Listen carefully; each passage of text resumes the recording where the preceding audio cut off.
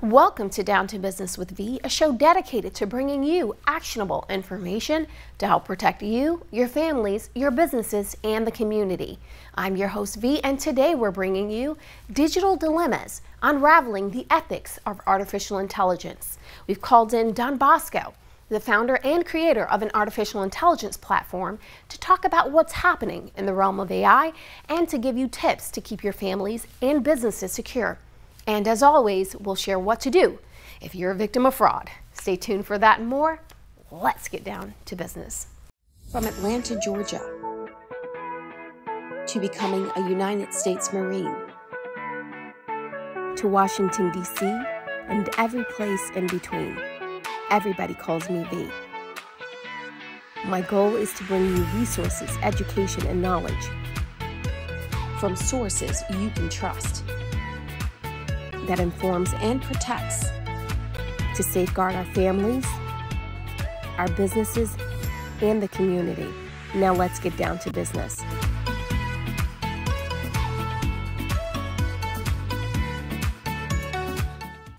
Welcome to Down to Business with V. I'm your host V, and today we're discussing digital dilemmas, unraveling the ethics of artificial intelligence. To bring awareness to the subject, we have in the studio with us Don Bosco, founder and CEO of BeHuman.ai. BeHuman is a platform that allows you to create a digital twin using the power of groundbreaking AI. As a leader in applied AI, Don focuses on solving real-world practical problems using the latest technology. Don grew up in New York City, attended Bocconi University in Milan, and is currently based in Istanbul, where he manages a team of 30-plus engineers, developers, and cutting-edge PhDs. Outside of his work, Don enjoys painting, hiking, learning languages, and traveling the world. Here's my interview with Don. Welcome, Don. So Don, you have done something that I have seen very few AI companies do, and that is add a truly personalized touch to your product and service, and touch consumers and your client base in a really personal way. So can you tell us more about your approach to doing this? Sure. Yeah. Well, we live in a world where there's just a lot of noise, right? I mean, we get so many different, emails and text messages and sales calls and everything. And at the end of the day, it's just too much to handle. And so, I always sought out to make something that can cut through all that noise and do it with human connections at the centerpiece. And so the way we do that is with personalized video. So what our platform allows you to do is you film one video where you're saying, for example, "Hey, name, how's it going? This is Don. I was looking at company. I would love to chat with you."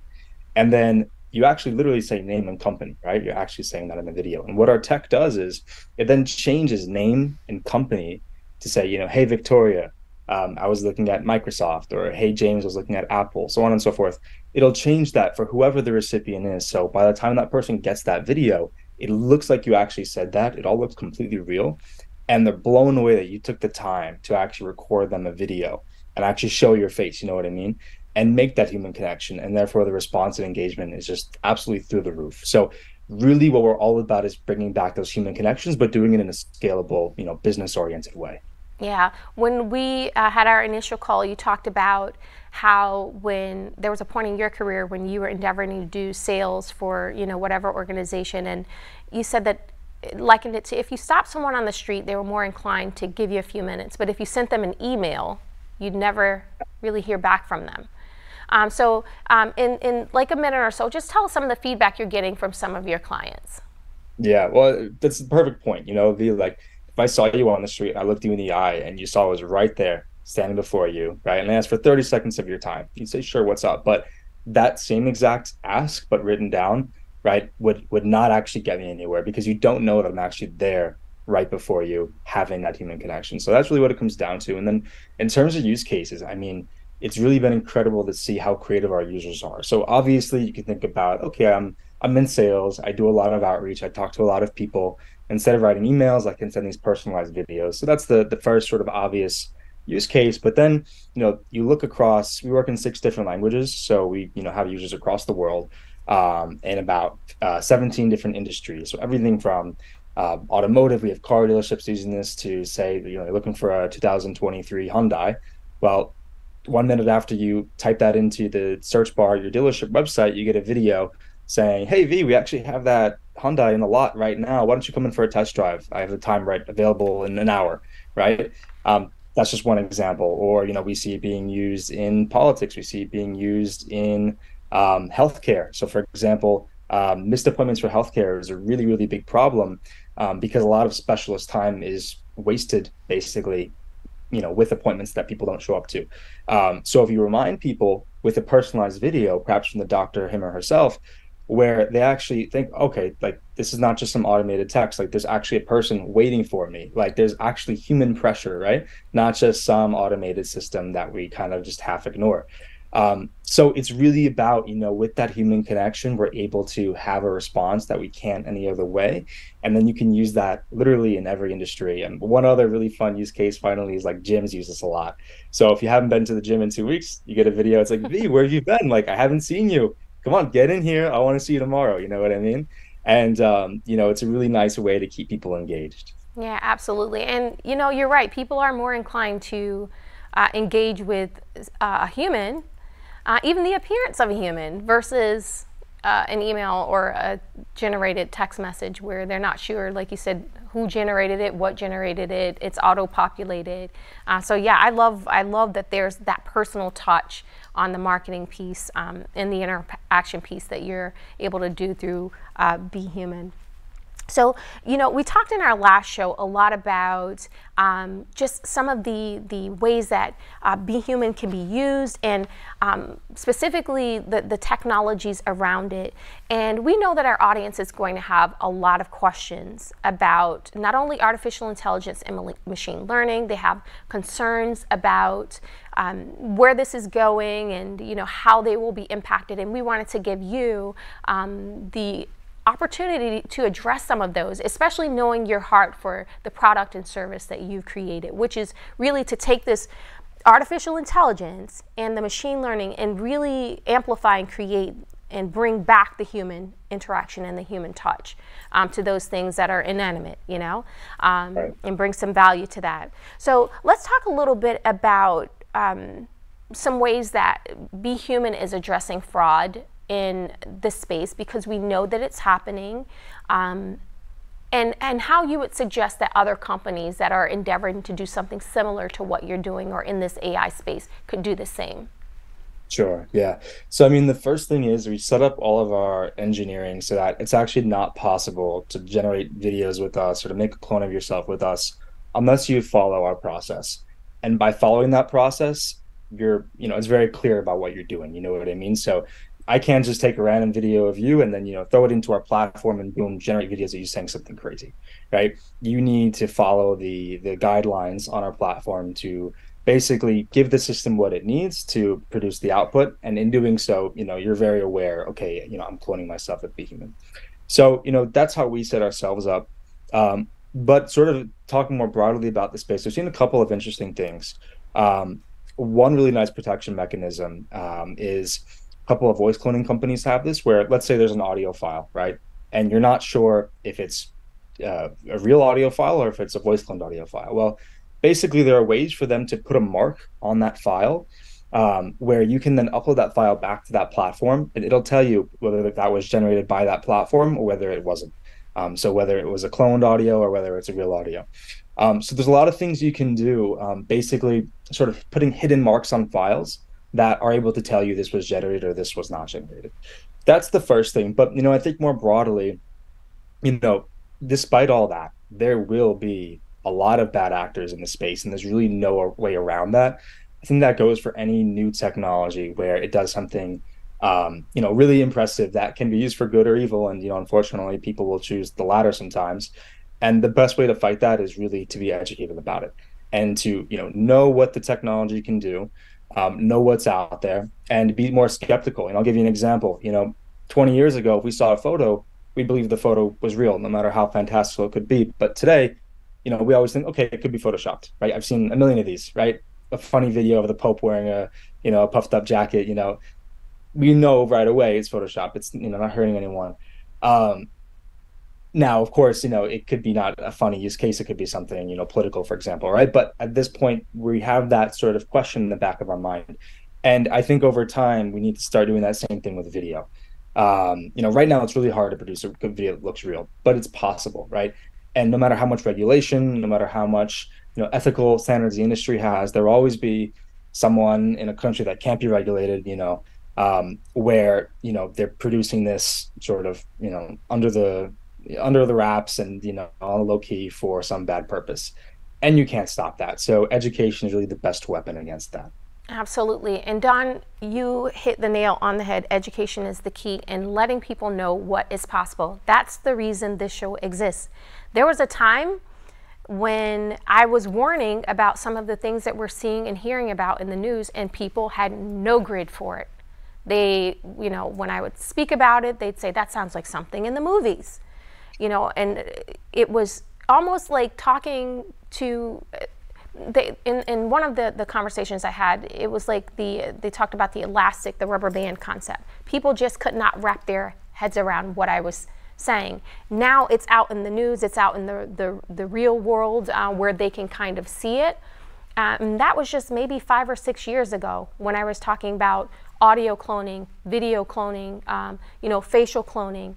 They had no grid for it, and how it was being used for bad things, Right. And so I'm thankful that we can have these discussions showing, listen, not only is it possible, here's some amazing use cases for it, but also be aware that we've got some people that might take this and use it for bad, and this is what you can do to prevent being a victim. So when we come back, we're going to talk more with Don Bosco, the CEO of Be Human, about not only what we've talked about just now with how to avoid fraud and what's happening in the landscape of artificial intelligence, but we're going to talk a little bit more about how you can protect yourselves. We'll be right back.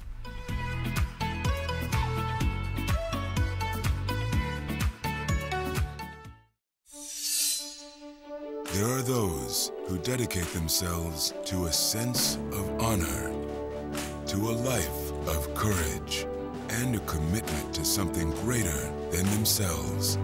They have always defended this nation and each other. They still do. The few, the proud, the Marines. Every organization is responsible for ensuring cybersecurity. The ability to protect its information systems from impairment or even theft is essential to success. Implementing effective security measures will not only offer liability protection, it will also increase efficiency and productivity. With our cybersecurity workshop, your participants will understand the different types of malware and security breaches. Develop effective prevention methods which will increase overall security. They'll also understand the basic concepts associated with cybersecurity and what a company needs to stay secure. Find out more about training for you and your organization at vicargroup.com. STEM is everywhere, like here, behind the scenes of The Walking Dead. STEM can create new worlds on and off the screen. The only limit is your imagination. Get inspired at SheCanSTEM.com. When you adopt a shelter pet, you discover their unique mix of all kinds of traits. Where'd Wiley go? Where's Wiley? Ah, there she is. Paw? Do you remember being an ancient wolf? Do you ever feel the call of the wild? You're a renegade cop, and I'm a con woman with nothing to prove. But together, we could really solve this murder. They're a little bit of a lot of things, but all of them are pure love.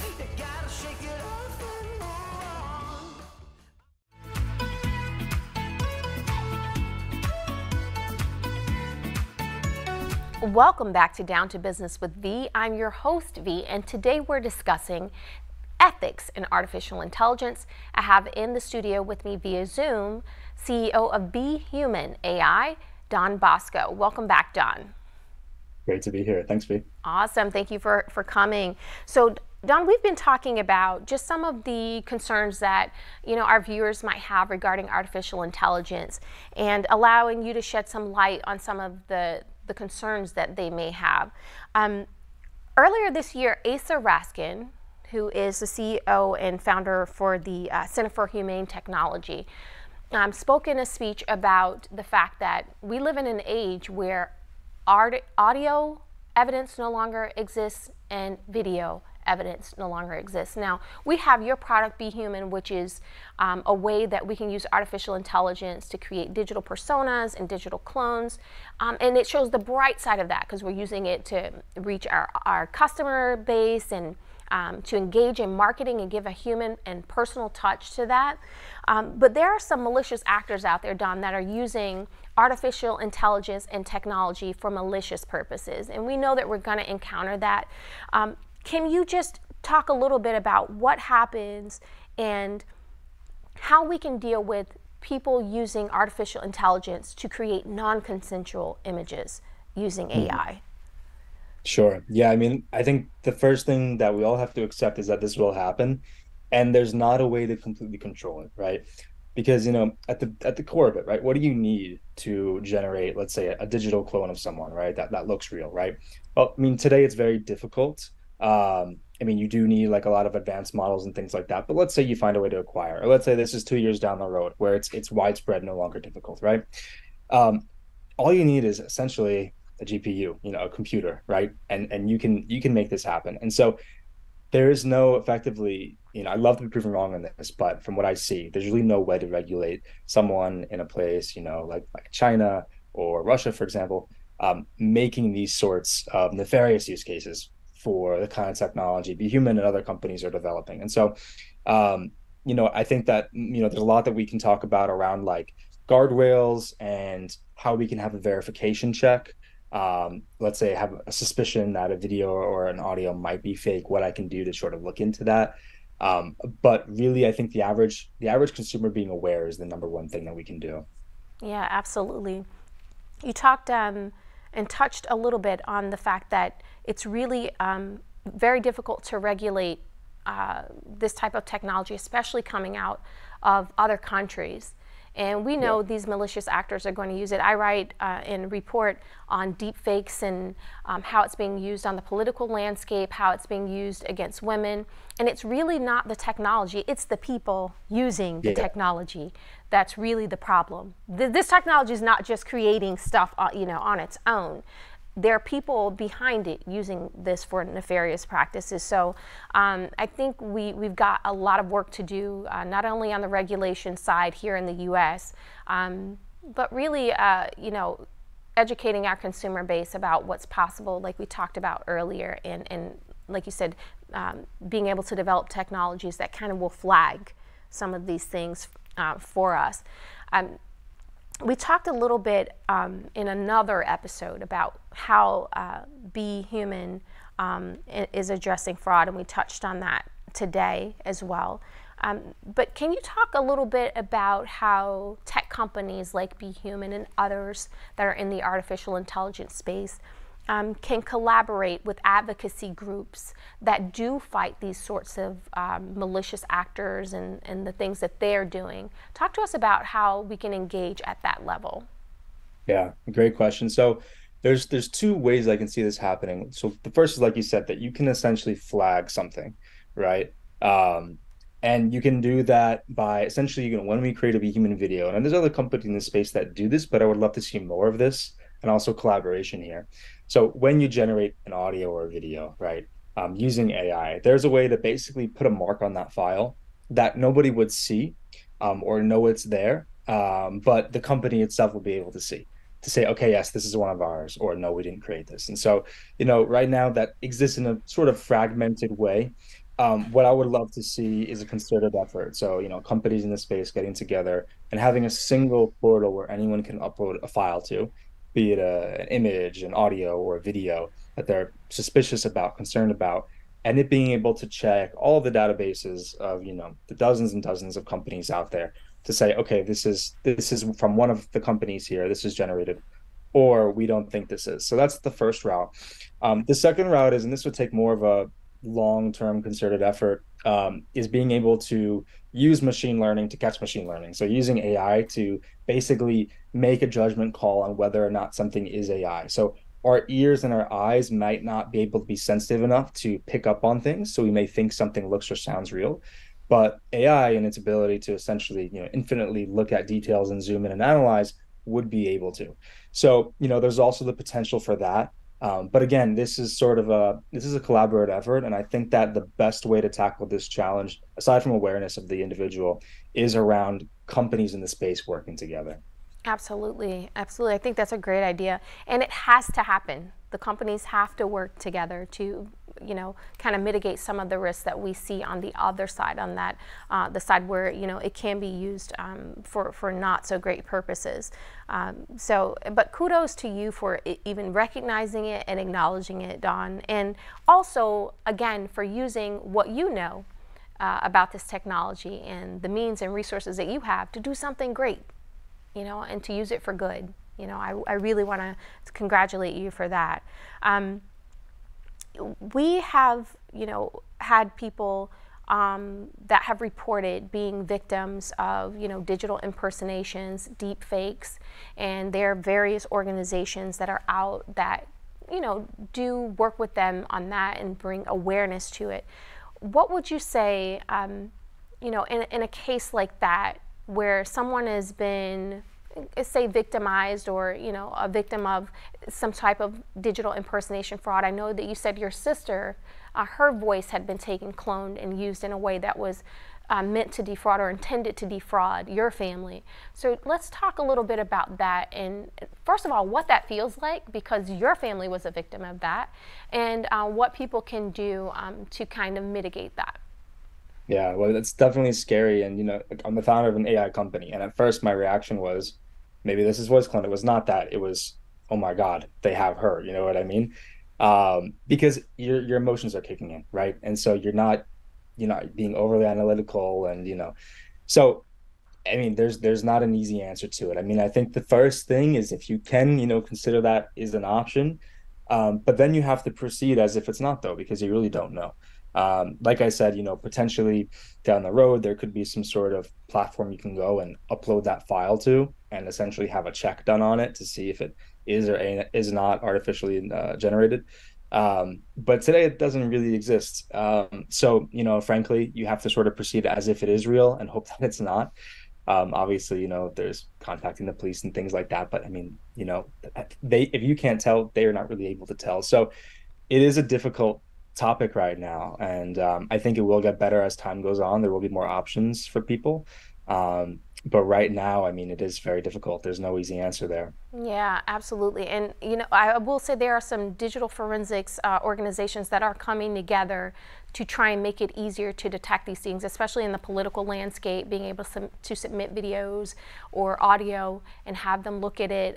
But I think it's one of those things that we will have to address as a community, technologically, to be able to develop technologies, have them in the hand of our law enforcement, our reporters, and journalists, to be able to say this is or is not deep fake, or this is not a digital impersonation. And also creating a technology that could be in the hand of consumers to say, you know what you've just seen or heard very quickly at a glance has been analyzed, and this is or is not a deep fake or a digital impersonation. And maybe it is, if in that case this is that, and you should reach out and contact the authorities. But I think it is going to be a concerted effort on the part of all of us, those of us in the know, those of us with concerns, and even those parties that are like, oh, this is somebody else's problem. We are all going to have to come together and find a solution, because our world is headed in this direction, and not just headed, it's there, and it happened really fast. So I just thank you for your insight on all of this. And very briefly before you go, for those that didn't hear the story about what happened with your sister, tell us a little bit about that story in the last few minutes that we have. Of course. So my mom gets a call. I think it's like 2 a.m. or something, and we hear a little bit of her voice, like, "Mom, help me, please," and then like a lot of crying, and then a male voice come on saying, "We have her." I forget what they asked for, if they asked for money or something like that, but they said, like, you have a couple hours. Yeah, they sent us a Bitcoin address, and they asked us to send money to that address, right? Obviously called the police, but their hands are kind of tied. There's not really much they can do, right? They don't have the sort of software to analyze the voice or anything like that. In fact, I don't think that even was a topic of conversation. I don't think I even brought that up at that point. And so eventually, thank God, she wasn't answering her phone. We weren't like physically anywhere near her, but we sent someone over to her apartment, everything. Thank God, eventually we were able to get through to her over a phone call after a couple hours. But it's very difficult until then. Obviously, we knew she was fine when she answered the phone.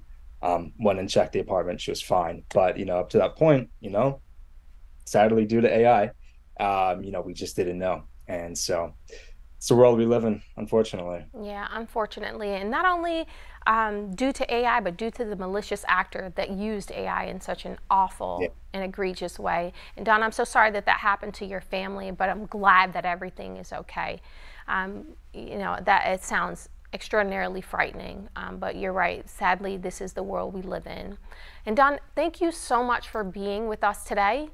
Thank you for what you're doing at Be Human and trying to bring light and life to this artificial intelligence world that we are endeavoring upon, creating that human touch, maintaining that human touch, and personalizing these interactions that otherwise would not be. So thank you so much for sharing your knowledge and expertise with us. Don Bosco, CEO of Be Human. If you or someone you know has been a victim of a data breach, account compromise, digital impersonation fraud, or any type of fraud, be sure to contact your local police department or the FBI at ic3.gov. Also, be sure to visit our sponsor, Vicar Group, LLC, Business Consultants for Generation U at vicargroup.com for cybersecurity awareness training and other resources to help protect you, your families, your businesses, and the community. If you'd like to sponsor the show, be a guest on the show, or have show ideas, feel free to contact us at dtbwithv.com. I'd like to thank our crew today, Doug, Suzanne, Stephen, Jen, and Zach. We could not do the show without you. I'm your host, V. This is Down to Business with V, and we'll see you next time.